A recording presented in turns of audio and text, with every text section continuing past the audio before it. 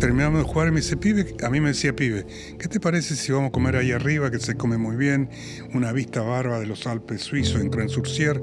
Bueno, pedimos la comida y antes que llegue el primer plato me dice, pibe, mirá, yo ya voy a dejar de jugar aquí en Europa. Quiero decirte lo siguiente, hasta aquí la celeste blanca la traje yo, muchos años solo. Ahora te toca a vos. Le digo, Roberto, me está tirando una mochila muy pesada. Me dice, pibe, si yo no creyera que vos podés llevar esto, no te lo daría. Bienvenidos a un nuevo capítulo del Cuarto Verde, este espacio en el que buscamos hablar de este deporte que tanto queremos. Y hoy tenemos un invitado de lujo para hablar de un tema tan lindo como es uno de los golfistas, o el golfista más importante de la historia de Argentina, que es Roberto de Vicenzo. Y para eso vino Vicente Chino Fernández a compartir sus vivencias y lo que conoció de Roberto, del maestro. Así que gracias, Chino, un honor y un placer para todos nosotros tenerte acá. Te agradezco mucho, Cheche, realmente quiero felicitarlos porque ya vi algunos de los programas y me parece muy lindo y creo que van a tener muy buena audiencia. Hermoso, hermoso, Chino. Bueno, gracias en serio por hacerte este espacio, por venir. Y lo habrás visto, nosotros tenemos a lo que es 7 al 1, que para abrir, para conocer un poco más a quien está hablando y para también romper esto de tener el micrófono delante, hacemos 7 preguntas de respuesta rápida. La primera es, ¿hace cuántos años jugás al golf? Ahora, discúlpame que antes de contestarla te digo, ¿por qué no elegiste un par? En lugar de 7 en el 1. Porque si haces 7 en el 1, ¿qué pasa en el 2? Ya está, ya 7 al 1, los nervios ya se fueron. Ya entregaste. Exacto, entonces vamos más relajados al 2. ¿Hace cuántos años, a qué edad empezaste a jugar al golf? A los 9 años. ¿Y tenés un primer recuerdo con el golf? Sí, primero, en el medio, al final, muchos recuerdos. Pero si pensás en una primera imagen que tengas con el golf. Bueno, yo llegué al golf por mi hermano Antonio, que ya era caddy de hindú, y yo me empecé a hacer de caddy porque para mí era una aventura, pero una aventura lindísima que reunía y llenaba muchas cosas. Aventura porque me parecía divertido. Yo empecé a los 7 años, mi padre tuvo un accidente muy feo en el campo, era el apuestero de un campo en Corrientes, se tuvo que venir a Buenos Aires, no pudo trabajar más en lo suyo, y vinimos toda la familia, a Don Torcuato, cerca de Hindú. Yo empecé a repartir fruta, verdura y carne con una canastita por Don Torcuato, zona de quintas muy grandes, y bueno, 7 años. A los 9, mi hermano Antonio me dice, ¿no querés venir a hacer de caddy? ¿Y qué es eso? No sabía ni lo que era. Ni idea. Bueno, y fui, y los caddies podíamos jugar los lunes, y bueno, empecé a jugar los lunes, y enseguida el querido Tito Bartolomé me empezó a dar clases. Y así empecé con el golf. Hace 70 años. Sí, 70 Qué bárbaro. Sí. ¿Cuál es tu modalidad de juego preferida? Me gusta el golf, como sea. Hay alguna modalidad que me gusta, te diría menos que otra, pero me gusta en general jugar al golf. Y ya sea la modalidad que sea, pero jugar. La mejor tarjeta de tu vida, el mejor score. Tengo varios scores de 62, en par 72 varias veces y par 69 otras. ¿Y la última? La última que conté con los golpes, ¿en una competencia o no? En lo que vos quieras. Bueno, antes de ayer. Ahí. Un partido con un colega, Guillermo Mesa, que jugué 9 hoyos, y del fondo del tee en la Providencia, que es larga, hice uno bajo par. Para más o menos medir dónde está el nivel. No, está bien, te digo que me siento muy bien, ¿eh? Qué genio. Si tuvieras que jugar una cancha para el resto de tu vida, una sola, ¿cuál elegís? No puedo elegir una. Imposible. No, imposible elegir una porque son miles de canchas hermosas. Y vos que viajaste mucho, si tuvieras que elegir un destino, algún lugar para jugar al golf, ¿Podés elegir alguno? Argentina. Argentina es un país hermoso. Es un país que realmente merece estar en un lugar privilegiado. Y con respecto a las canchas de golf, tiene muchísimas canchas de golf muy lindas y muy buenas condiciones. Ha mejorado muchísimo la calidad de las canchas en Argentina. Por eso yo soy embajador turístico de Argentina y a raíz de que organizaba torneos benéficos en la Argentina, cuando jugaba en Europa, con grupos de europeos, cuando jugué en Estados Unidos, con grupos de americanos, con los argentinos, torneo benéfico enfocado en la salud y la educación. Salud, hospitales, sanatorios y educación, colegios necesitados, a eso ayudábamos. Y gracias a eso recorrí muchas canchas de Argentina y son hermosas, ¿eh? Hermoso. Son hermosas. Y tenemos en todo, hicimos hace poco un podcast de canchas de Argentina y la cantidad de lugares donde tenemos campos y lo buenos que son. Y lo linda que es Argentina. Lo linda que es Argentina. Hace poco nosotros estuvimos con Marcela. Marcela tiene su inmobiliaria y nos invitó un amigo a que conociéramos su hotel en Purmamarca.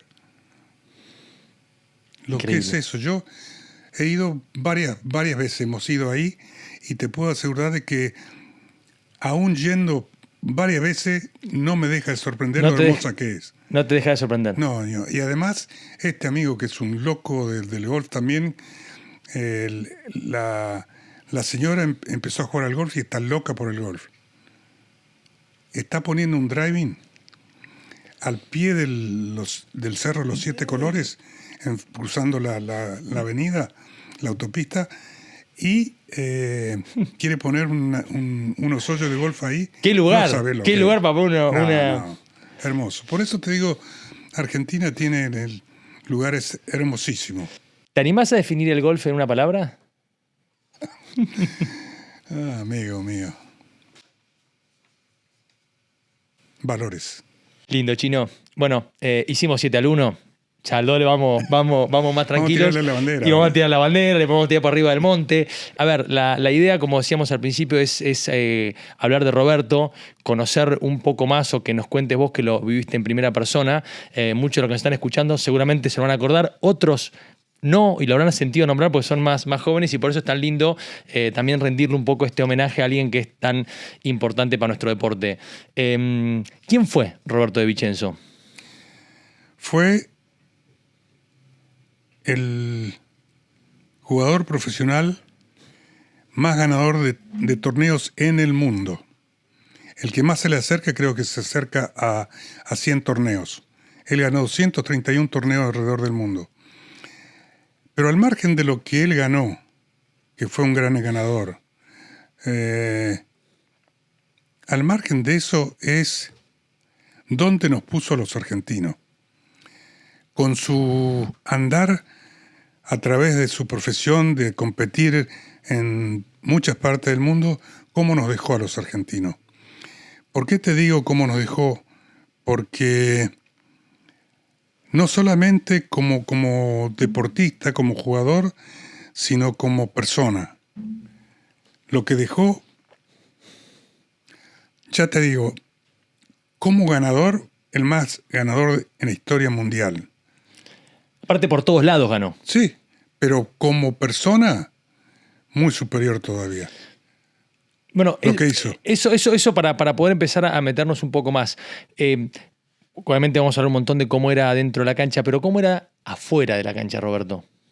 Bueno, ya te digo, dentro de la cancha era un señor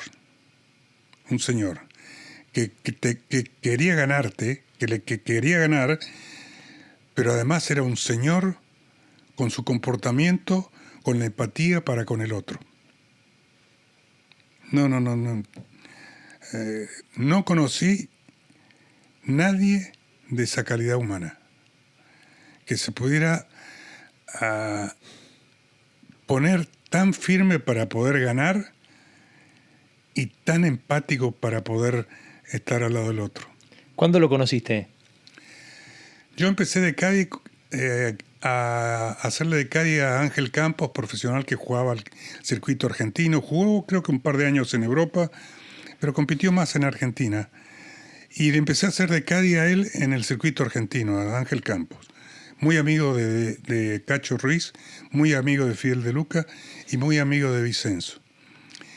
Y claro, siendo de caddy, de vez en cuando les tocó jugar con De Vicenzo. Y ahí lo conocí yo siendo caddy. ¿Un De Vicenzo de qué edad? Y De Vicenzo tendría 34, O sea, 35. ya era muy Ya era reconocido. él, ya era él, Ya era sí. él. Y pasó el tiempo y bueno, sigo siendo de caddy y hasta los 15, cumplo 15 años y me toca jugar el Campeonato Nacional de Caddy, lo gano y entonces en Hindú me designan aspirante a profesional a los 15 años. Bueno, entonces ya no podía hacer más de caddy. Tenía que hacer el trabajo y el estudio del profesional. Que ahí tenía a Campo, a Blasi, a Ruiz y a Pascarelli que me guiaban en todo lo que era la parte técnica.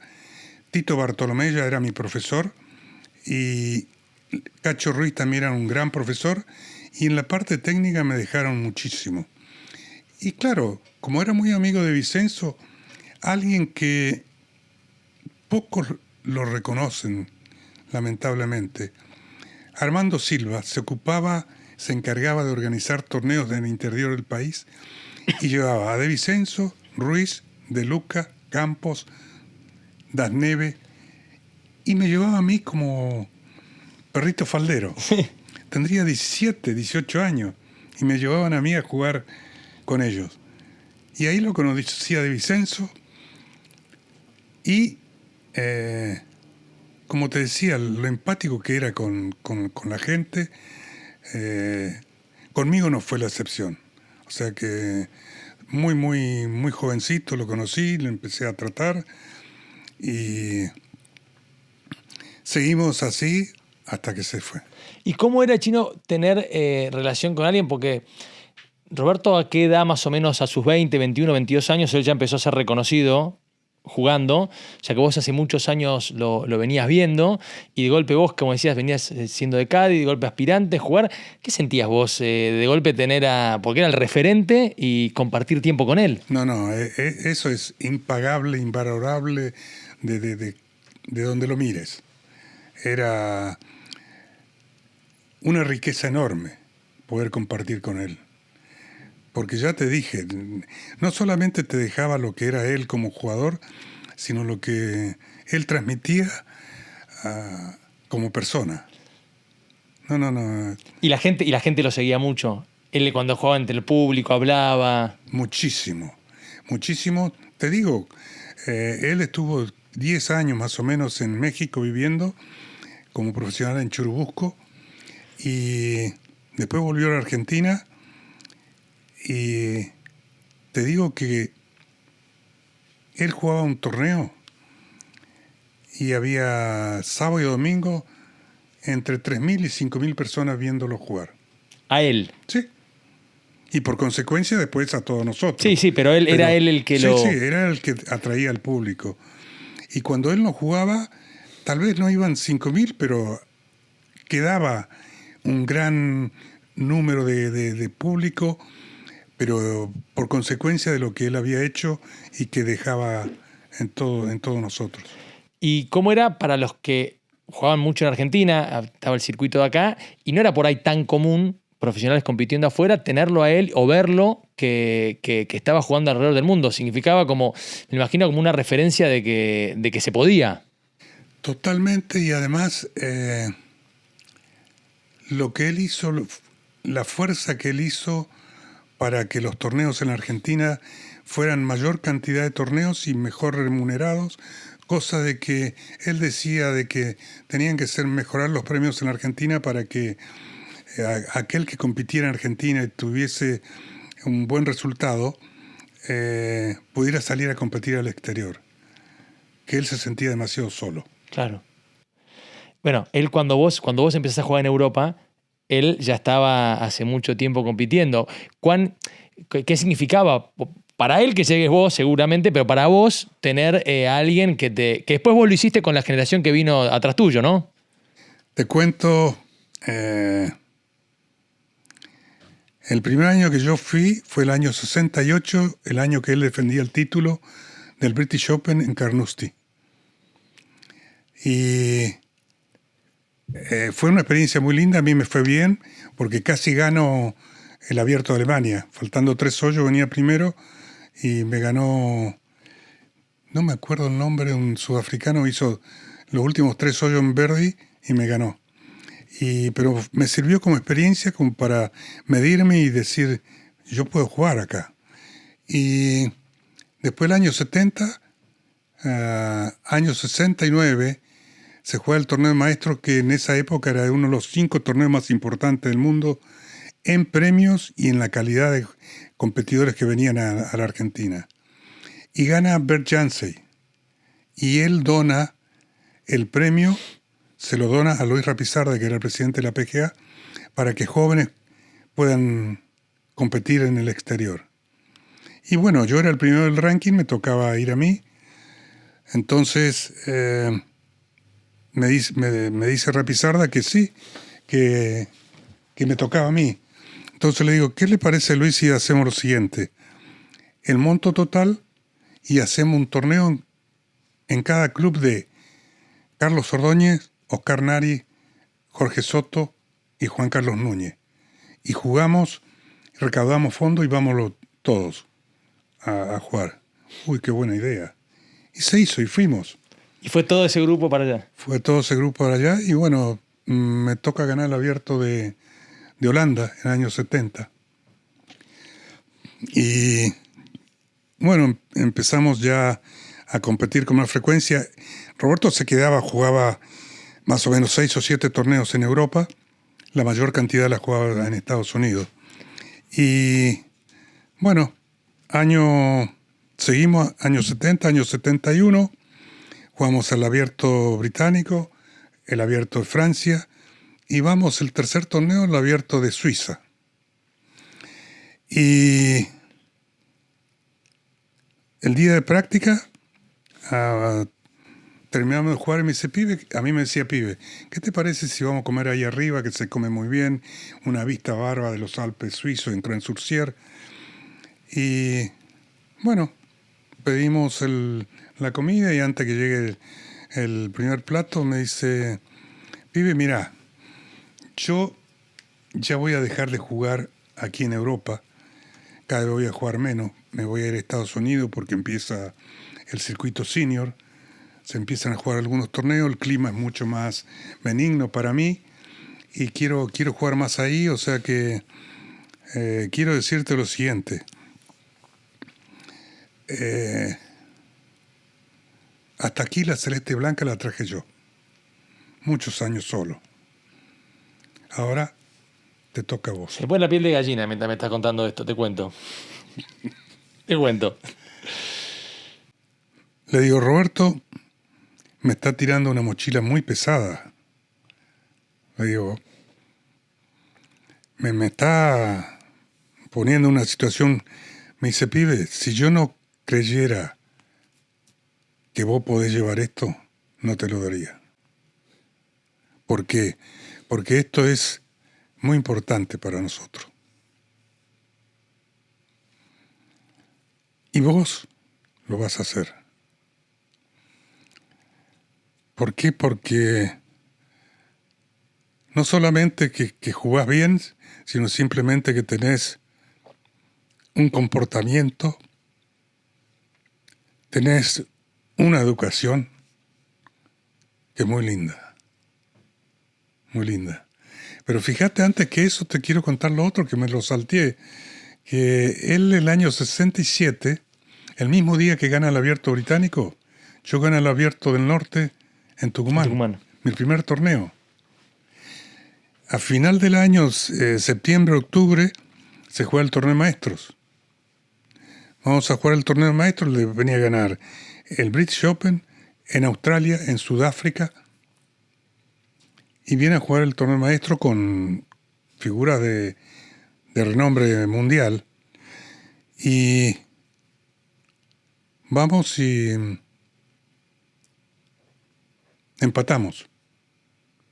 Después de 72 hoyos. Después de 72 hoyos empatamos. Y vamos al desempate y yo le gano en el desempate. ¿En qué hoyo del desempate? En el cuarto hoyo de desempate. Jugamos 3 hoyos, empatamos y volvimos a jugar el primer hoyo. Lleno de gente, me imagino. Explotado. 12.000 personas había. Entre 11 y 12.000 personas. Tuvieron que limitar la cantidad de gente. Y terminamos y el grupo de socios y gente de hindú intentaron levantarme en andas y yo le dije no. No. Está el maestro, hay que respetar al maestro. Yo no sabía qué había pasado y en la entrega de premio se me acerca alguien y me dice, mirá que la papita que hizo Roberto el tercer tiro en el 1 fue porque le hablaron al tiro. Hizo la papa y por eso yo le gané. Entonces yo le pido disculpas, cuando me entero le pido disculpas, estaba al lado mío, le pido disculpas y en la entrega de premios lo hago público el pedido de disculpas y le tiro un cachetazo a los que habían hecho la macana. Y me dice, ahí volviendo a lo de Suiza, viene y me dice, mira, aquí hay algo que yo te lo dije a la semana siguiente de que me ganaste el torneo de maestro. Me invitaron a jugar el abierto de Perú, en Lima. ¿Te acordás lo que yo te dije? Y le digo, sí. 3 cosas me dijo. Una la tenés. La otra es comer cualquier comida y acostarte en cualquier cama. Y la otra la tenés, que es ser buena gente. Entonces, esa es la razón por la que te estoy pidiendo que te hagas cargo de esto. Y la verdad que fue pesado porque yo siempre se lo dije. Le digo, ¿sabe cuántos torneos me costó la mochila que usted me tiró, maestro? ¿Por qué? Porque muchas veces estando ahí para ganar, sabiendo lo que representaba, que estaba representando no solamente a mí mismo, a mi familia, sino al golf argentino, le digo, me costó muchísimo. Y claro, me costó varios torneos. Me dice, pero vas a ganar mucho más. Mucho más. Y fue muy lindo porque a mí me tocó estar casi como él 15 años solo en el Tour Europeo. El único que jugaba habitualmente en esa época eras vos. Sí. Hasta que llegó el Gato Romero en algún momento. No, llegaron Cóceres, Beren, Rojas, Ricardo González, Miguel Fernández, Miguel Guzmán. Claro, toda esa camada que es más joven que vos, todos ellos estaba vos esperándolos allá. Sí, y bueno, tal es así que el primer torneo terminamos el día de práctica en Italia. El primer torneo que estábamos todos, que íbamos a jugar todos. Y José Cosre me pide si podíamos cenar juntos en una pizzería enfrente al hotel. Digo, sí, vamos. Porque queremos charlar con vos, preguntarte cosas. ¿Vos con todo el grupo? Sí, preguntarte cosas. Le digo, pero ¿saben el horario de salida en el T del 1 de la pizzería, no? No, ¿qué hora es? 8 menos cuarto. 8 menos cuarto, en esa época el sol estaba todavía arriba en Italia. Era verano. El verano, claro. Y muchos no estaban acostumbrados a eso. Bueno, y fuimos. Y ahí me preguntaron muchas cosas que bueno, les dije lo que era mi parecer. Que no era que solamente iban a jugar al golf, sino simplemente que tenían una responsabilidad de la representación que significaba por lo que nos dejaba de Vicenzo a nosotros. En este camino, y ustedes prueben, le digo, prueben, hagan la prueba, y vayan a un lugar, digan que juegan al golf y que son argentinos, a ver qué reacción tiene la gente. Se van a sorprender, le digo. Sí. Bueno, Eso en cierta forma lo que ha hecho. Hace poco estuvo Paco Alemán acá y contaba en uno de sus primeros torneos de menores jugando para Argentina, creo que era en Bruselas o no sé dónde, llegó y el de la casilla de paros cuando le dijo, no, ¿de dónde sos? De Argentina. ¿De Argentina? Entonces parece que le dice, vení. Y le mostré un cuartito que tenía lleno de fotos y la foto más grande, te estaban todos de la época, Nick, Klaus Palmer, todos, era la de Vicenzo. Y era como el ídolo máximo y le contó, Roberto cada vez que viene a jugar acá, baja a tomar café conmigo a las 7 de la mañana. Bueno, le hizo el cuento, pero me trajiste a eso, que era en Bruselas, me dijo, un club por allá y lo que significaba Roberto con su paso por ahí. No, increíble. Por donde me tocó ir y decir... mencionar que era argentino y golfista, aparecía él. Y cuando recién antes, en todo esto estamos charlando, hablaste del Open británico. ¿Qué significaba en ese momento? ¿Cuán lejos estaba para alguien de esta región ganar un Major? Bueno, de hecho, antes que de ganar de Vicenzo, quien estuvo a 2 golpes de ganar fue Cacho Ruiz, en el año 57. ¿Hizo 7 el 18? Hizo 7 el 18 y con 4 ganaba y 5 empataba. Y se fue a un crossbunker muy profundo y la quiso llegar a green y hizo 7 y no ganó.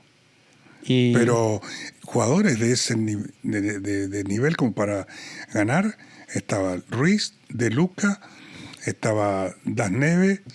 No, había varios jugadores de gran potencial. ¿Y qué te acordás de esa victoria de Roberto en el Open? Bueno, fue el día que vos ganaste en Tucumán, lo debes tener muy presente ese día. ¿En qué te enteraste, sabes? Lo venían siguiendo porque, a ver, estamos hablando hace muchos años, la comunicación no es lo que era ahora, entonces, ¿cómo era ese día en el que vos estabas definiendo tu torneo y Roberto, con el que vos tenías relación, se estaba jugando la posibilidad de ganar allá? La diferencia horaria en ese momento eran de 4 horas. Y a mí me toca jugar la última vuelta con Cacho Ruiz. Era mi profesor cuando Tito no iba a los torneos, Bartolomé no iba a los torneos. Dicen que tiene un suinazo. Era el pegador más largo de hierros del mundo. No, era un jugadorazo. Entonces nos toca jugar la última vuelta juntos en Tucumán. Y no voy a olvidar nunca. Pasamos por el 9, vamos al tee del 10, pegamos la salida del 10 y ahí sale otra vez Armando Silva con un megáfono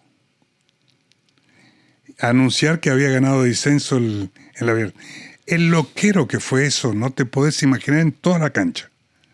En toda la cancha fue un griterío, pero impresionante. Increíble. Impresionante fue. Locura. Increíble. Sí. Y después, ¿cuánto tiempo después lo viste vos a él de que ganó? ¿Al cuánto tiempo te lo encontraste? Y me lo encontré cuando jugamos el torneo maestro.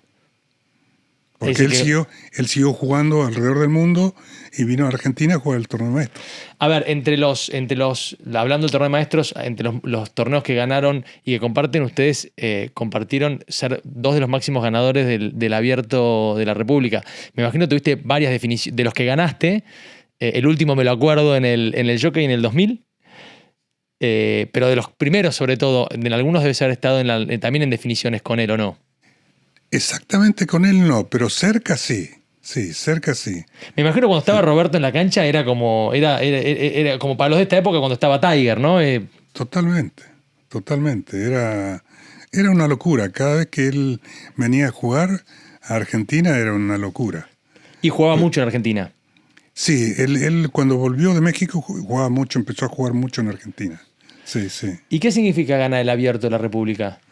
Bueno, es uno de los títulos más importantes del mundo.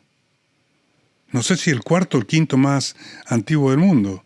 Creo que está 7º, pero sí es el séptimo, bueno, más antiguo del mundo. Bueno, eso. ¿Vos tenés alguno de los tuyos que recuerdes como alguno más especial? Cada uno debe tener lo suyo. Sí. Cada uno es especial. Es el abierto, lo mismo que el torneo maestro o el PGA nuestro. Son torneos especiales. Son torneos especiales, torneos importantísimos, reconocidos a nivel mundial. Y eso es hermoso. Que reconozcan un torneo nuestro a nivel mundial es hermoso. Volviendo a Roberto, estábamos hablando de los jugadores de la época, y me imagino que debe haber sido también bastante impresionante porque él tenía relación con los top mundiales de ese momento, con Nicklaus, con Palmer, con Player.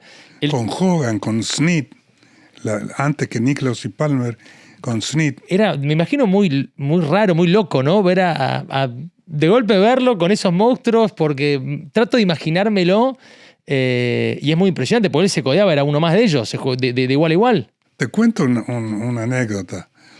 Año 76 yo clasifico para jugar el Tour de Estados Unidos, tour americano. Y Leopoldo Ruiz enseñaba lo mismo que Tito Bartolomé con la técnica de Ben Hogan, con la teoría de Ben Hogan. Y año 77 me toca ir a jugar a la cancha de Ben Hogan. Y de Vicenzo era muy amigo de Vicenzo con Hogan. Y voy al club de Ben Hogan, llego el día lunes y me voy al Pro Shop a presentarme. Mi costumbre es, cuando llego a un club que nunca fui, ir al Pro Shop, preguntar por el pro local y presentarme.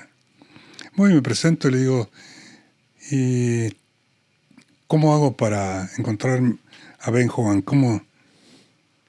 Debe estar en el restaurante, en su mesa, cerca de una ventana, pero no recibe a nadie. No atiende a nadie. Y bueno, está bien. Entonces, yo hago las cosas que tenía que hacer y me voy Y estaba en un rincón cerca de una ventana, sentado Juan. Voy y me acerco. Le digo, señor Hogan, soy Vicente Fernández de Argentina. Vengo a saludarlo porque al margen de ser un admirador suyo, yo estudio, me enseñan con su teoría a través de su libro y vengo a traerle el saludo de Roberto Vicenzo. ¿Cómo? Sí, es mi amigo. Roberto es mi amigo. Bueno, pasó y bueno, le digo, yo no lo quería mostrar, quería saludarlo, quería estar y traerle el saludo del maestro. Y, sé que lo quiere mucho, sí, nos queremos mucho, somos muy amigos.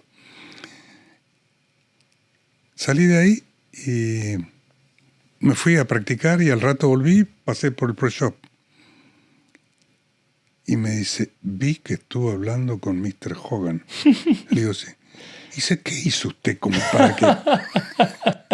No hablaba con nadie. No.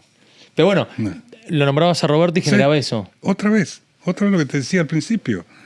Lo que era nombrar tanto Argentina, profesional de golf, y por consecuencia de Vicenzo. Y tenía de Vicenzo, me imagino que sí, pero ¿a quiénes admiraba él? O tanto golfísticamente como afuera de la cancha. ¿Él tenía ídolos? Él era muy amigo y admiraba, y de hecho usaba mucho la teoría de Ben Hogan. Con Sam Snead se divertían mucho, lo pasaban muy bien. Y después vino Palmer, también con Palmer. Después vino Nicklaus también. Tenían muy buena y lo querían mucho, todos lo querían. No es casualidad que lo quisieran tanto por lo que te decía antes. Era alguien que quería ganar, que hacía todo para ganar, practicaba como un animal. Practicaba, él cuenta que era en Ranelagh, practicaba, pues se ponía la fogata, ¿no? Para cuando hacía frío, y hablaba de los árboles, que decía que tenés que hablar a los árboles. El problema es si te contestan. Sí. Pero practicaba mucho. Muchísimo. Y escuché también, no sé si era así o no, pero él iban en barco a Europa. Claro, y iban tirando sí. y se armaban para hacer pelotas en el barco, le tiraban... Sí. ¿Cómo, vos sabés cómo hacían? No, tenían un espacio que con una alfombra y tiraban pelota al mar. Ah, le tiraban al mar directamente. Sí, porque en esa época todavía no estaba el invento de la red como para poder proteger la pelota que no vayan al mar. Eso que decimos también, ¿no? Porque hablabas de la persona, pero Pero la ética de trabajo y de práctica, no sé si era tan común tampoco en esa época, ¿no? No era muy común, no. Era realmente una atracción enorme que él practicara tanto. Me acuerdo que él decía que cuanto más practico, más suerte tengo, Sí, lo decía sí, Roberto. sí. Chino, y contame, hablamos de, creo, Roberto, bueno, ganó 231 torneos, vos lo dijiste, ganó 10 veces el abierto, el Open británico, el primer major de alguien de Argentina que haya ganado, pero después el otro gran hito en su carrera es lo que le pasó en Augusta. ¿Vos qué recuerdo tenés de eso? Yo me acuerdo que lloré como un chiquilín. Como un chiquilín. Como un chiquilín. Y aún hoy, cuando veo el video de cómo lo tomó él, cómo lo aceptó, es emocionante. ¿Hablaste con él de cuando le pasó? Sí, Me sí. imagino que habrás tenido charlas. Sí. No. Me dice, mira, me equivoqué, pibe. Dice, es mi responsabilidad. Era mi responsabilidad y me equivoqué. Terminé muy caliente. Dice, porque en el 18 me equivoqué de palo el segundo tiro. Me pasé por la izquierda, el peor lugar para poder hacer approach putt. Y terminé caliente y estaba así. Y no lo Encima en revisé. esa época que no es que iban a un cuartito aparte, en esa época era la mesa, la gente alrededor. Sí, al final del green del 18 estaba la mesa. Sí, cuando ves la filmación de la época no lo puedes creer. No. Pero él también contaba que gracias a eso era más reconocido que por cualquier otra cosa que haya pasado en su carrera. Totalmente. Que mucha gente, sobre todo más jóvenes por ahí, que no lo habían visto tanto, lo conocían por lo que le había pasado y por cómo se lo había tomado. Es así. Si tuvieras que decir de tantas cosas que te dijo y te habrá aconsejado Roberto, pero alguna cosa que de todas las muchas, el tiempo que pasaste con él, si es algo que te haya marcado, algún consejo que te haya dado. No, hay cosas emocionantes. Cuando empezamos a tener esa comunicación más directa, yo lo respetaba muchísimo, no quería interferir o molestarlo, pero fue él el que con el tiempo nos empezamos a comunicar estando aquí en la Argentina. Lo que hacía era una vez por semana iba a Ranelagh a verlo. Pasó el tiempo y en lugar de ir a verlo nos hablábamos por teléfono. Y él ya había dejado de jugar, ya le costaba mucho caminar. Y fines de noviembre, no me acuerdo el año, suena el teléfono en casa, el de línea, no había celulares todavía. Y atiendo y era él. Me dice, hola pibe, ¿qué tal? Bueno, pusimos a charlar, dice, te llamo ahora, dice, porque en la 23, 24 va a ser muy difícil poder hablar porque van a estar muy ocupadas las líneas. Y te llamaba para decirte que te quiero mucho. Entonces, yo le digo, yo también lo quiero mucho a usted, Roberto. A usted y a toda su familia. Dice, no, yo te quiero mucho más a vos que vos a mí. Le digo, Roberto, pero ¿cómo lo mide eso usted? Mirá, ¿sabe cómo? ¿Vos te acordás que antes de que vos me empezaras a ganar, yo tenía el 90% de la hinchada en la Argentina conmigo? Vos me empezaste a ganar, me dividiste la hinchada y aún así te quiero mucho. Espectacular. Encima tenía siempre todas esas ocurrencias. Yo escucho de la gente que lo veía, como te digo, lo de los árboles y demás, y él siempre tenía esas cosas o esas salidas que era muy, muy despierto. No, increíble. Vos estabas aquí, por ejemplo, decía, bueno, Te presento a Marcela, te presento a Cheche, le decían a Roberto. Pasaba al día siguiente, hola Marcela, hola Cheche. Por el nombre. Nada. Un don de gente espectacular. Muy especial, muy especial. Muy especial en todo sentido. Un tipazo. Una gran persona. Chino, y como persona todo lo que está diciendo es increíble. Y golfísticamente todo lo que logró, pero ¿cómo jugaba? ¿Le pegaba fuerte? Uno ve swings y se da cuenta de la facilidad con la que lo hacía. Pero vos que lo viviste en ese momento. No, pegaba, pero con una facilidad increíble. Era muy malo arriba del green. Era muy malo. Te voy a contar, año 70 se juega lo que hoy es la Copa del Mundo.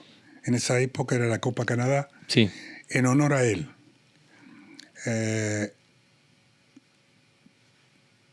El manager de él organizaba la Copa Canadá. ¿Acá en Argentina era? Acá en Argentina, el Jockey. En el Jockey. ¿Cómo es que se llamaba? Bueno, es un americano. Entonces se hace en honor a él. Y él en el ranking argentino estaba lejos. Yo era el primero del ranking. Fidel de Luca era el segundo. Claro, yo tenía 23 años. Entonces, de Vicenzo, por supuesto, jugaba. Y era una discusión muy grande entre la gente porque me correspondía a mí jugar la Copa del Mundo. Y mucha gente decía que no tenía la experiencia como para acompañar a De Vicenzo en la Copa del Mundo, lo cual era cierto. Y que tenía que jugar Fidel de Luca, que ya había jugado muchas, y además había jugado con De Vicenzo, habían terminado segundo. Pero Luis Rapizarda, el presidente de la PGA, dice no, se respeta el ranking. Se respeta el ranking, el chino el número 1, se respeta el ranking, bueno. Entonces, cuando me designan a jugar con De Vicenzo la Copa, se jugaba el abierto argentino en Río Cuarto. Y yo no fui a jugar. No fui a jugar porque quería enfocarme en la Copa del Mundo. Y bueno, va a jugar Roberto allá y yo de que me asignaron no dormía casi. Dormía 3 horas, 4 horas. Viene Roberto el lunes, pibe, vamos a practicar, vamos. Y si no, pego un tiro. Él te dice. Sí. Entonces estaba varios profesores y le empieza a pedir ayuda a los profesores. Y bueno, empiezan a... Pero no había caso. No había caso. Hasta que en un momento dado le digo, maestro, ¿me permite que le diga algo sobre el swing? Y me dice, sí, esto empujado por Cacho Ruiz, porque Cacho Ruiz no podía estar todos los días ahí, que lo podía ver a él directo. Entonces me dice, Chinito, decirle tal y cual cosa a Roberto. Pero enfocado, pero firme, ponete, y que, porque él, no te preocupes que te va a dar bola, porque, y como además practica un montón, lo va a conseguir. Y voy, le hago la corrección, le digo, Roberto, ¿le puedo decir algo? Sí, pibe, dale. Bueno, le digo, le hago la corrección sobre lo que era la mano izquierda, de cómo estaba la mano izquierda. Bueno, fenómeno, empieza a practicar. Martes, miércoles, y empieza el torneo. Y el torneo era la suma de las 2 tarjetas y había individual. La parte individual.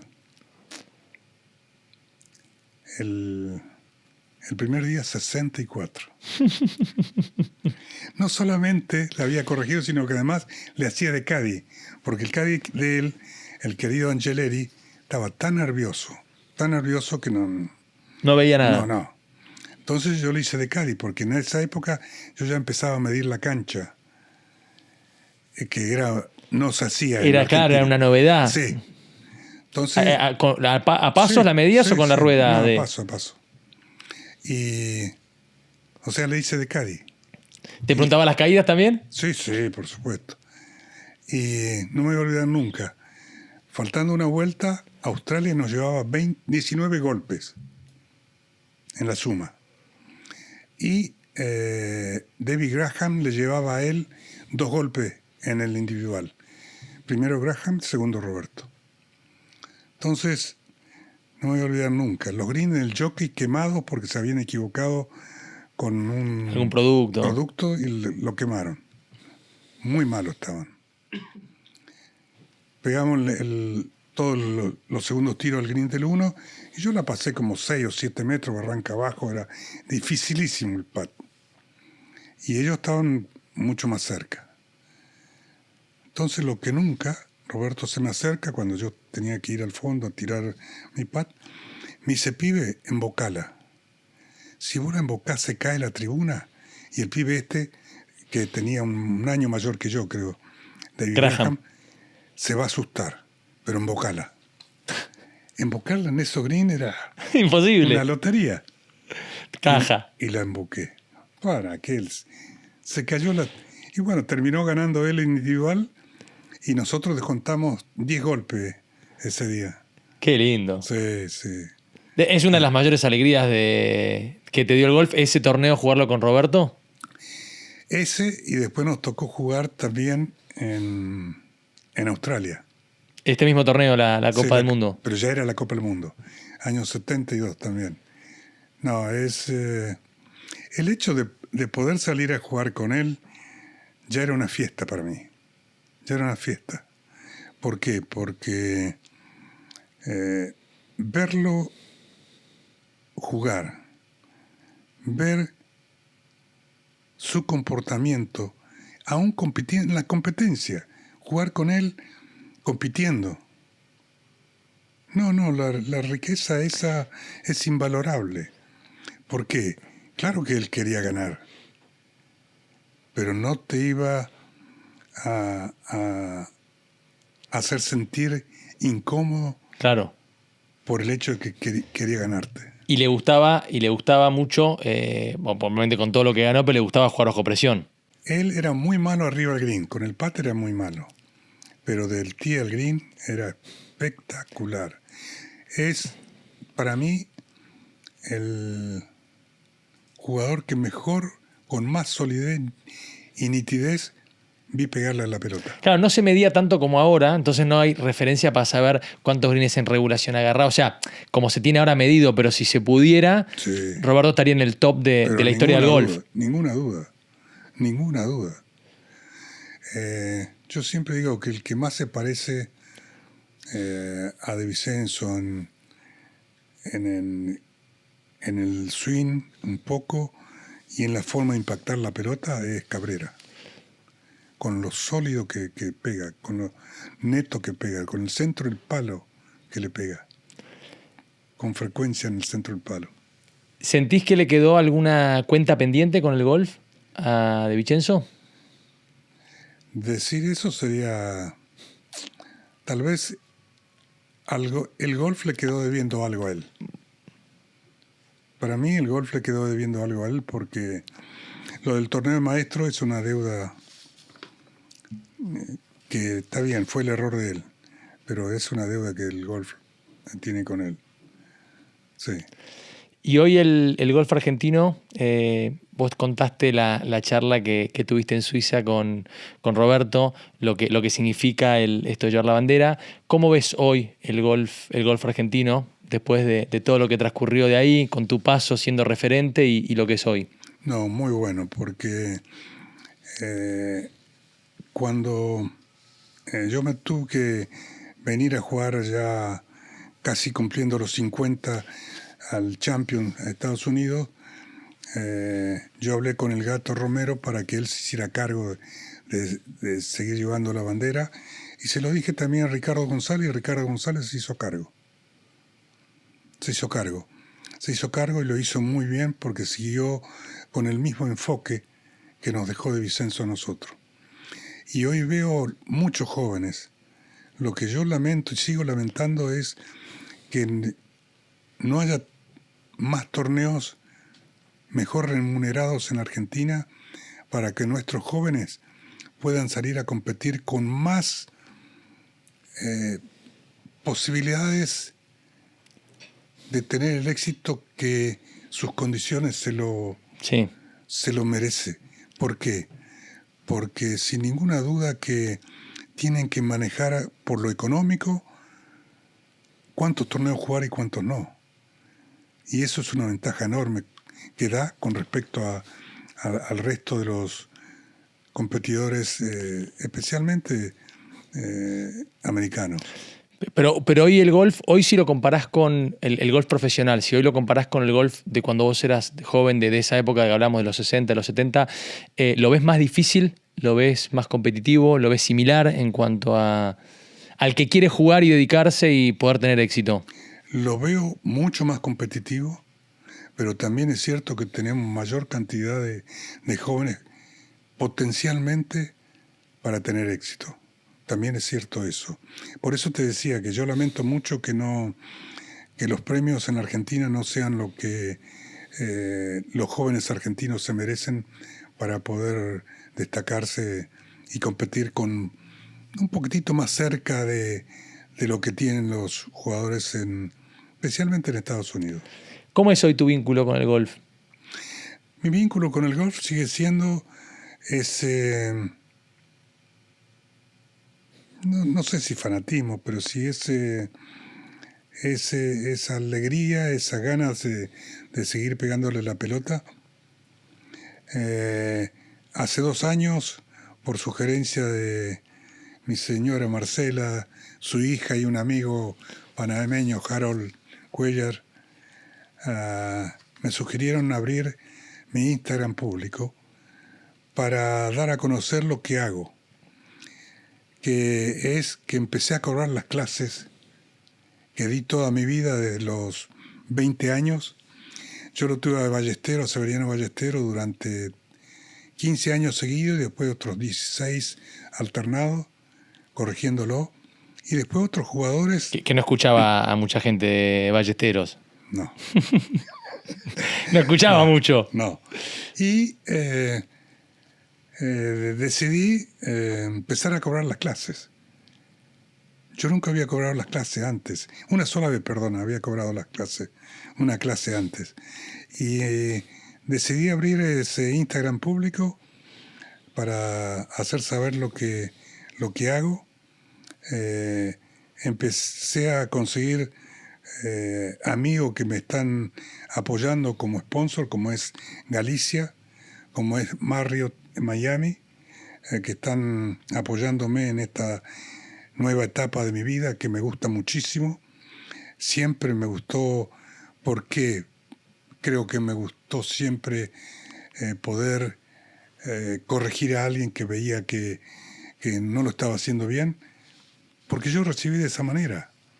Lo recibí de Tito Bartolomé, de Cacho Ruiz. Entonces, en cierta forma, para mí no cobrando, era devolver un poco lo que yo había recibido. Pero hoy necesito seguir pagando las cuentas y empecé a cobrar. Y además seguís jugando. Sí, sigo jugando, sí. Y seguís buscándolo el swing. O sea, porque viste que... Pues yo te he visto hace no tanto, nos encontramos en algún driving y veo que llega el chino a que Gustavo, tu hijo, le dé una clase de approach y veo que el chino lo escucha todo. Y yo me doy vuelta y le digo, esto fue el año pasado o el otro. Y digo, sigue buscándolo, sigue aprendiendo, que eso es increíble de este deporte, ¿no? Como... Bueno, yo siempre digo que para mí el golf es como la vida. Uno está aprendiendo todos los días y nunca vamos a terminar de aprender. Y te digo, hoy me siento muy cómodo con el swing. Y a Gustavo, como a Ricky Marzorati, que me corrigieron, les costó muchísimo encaminarme, encauzarme, porque yo estuve 3 años sin poder jugar 18 hoyos al golf. Tuve una situación de salud muy delicada y bueno, no podía caminar, por eso no podía jugar. Y ahora volví y me siento muy bien. Te digo que me siento Y si tú no menos el otro día, 9 hoyos. No, me siento bien, me siento con fe. Qué lindo, Chino. Qué lindo. Bueno, me parece que eso último que contaste de tu vínculo con el golf es un lindo cierre. No sé si te quedó algo más para contarnos o decir. Yo podría estar 4 horas más, pero en algún momento tenemos que frenar. Podemos hacer un episodio o dos con otro o con muchos temas, porque escucharte y hablar con vos de golf, y en este caso hoy puntualmente de Roberto, es increíble. No, para mí también es muy lindo recordarlo, porque en cierta forma es para aquellos que no lo vieron, para aquellos que no lo conocieron, poder difundir lo que hizo por nosotros, por todos nosotros, por los argentinos, creo que es importantísimo. Para mí es importantísimo poder decir lo que él hizo, lo que yo vi que él hizo para con nosotros y cómo lo hizo. Porque lo hizo con una grandeza maravillosa y recordar anécdotas que nos tocó vivir es muy lindo. Mucha vivencia con él. Sí, mucha. Podemos seguir un rato largo con las historias con él, pero realmente es muy lindo recordarlo de esa manera. Chino, gracias. Nos vemos para hablar de otro tema acá en el Cuarto Verde. Queda la invitación. Un placer tenerte y en serio gracias por visitarnos. No, muchas gracias a vos. Y bueno, desearles éxito, creo que lo van a tener. El programa, lo he visto, algunos programas, es muy lindo, muy bueno. Y bueno, sigan con esto que es difundir nuestro querido deporte. Gracias, Chino. Gracias a todos por estar y nos vemos en un próximo capítulo del Cuarto Verde. Chau.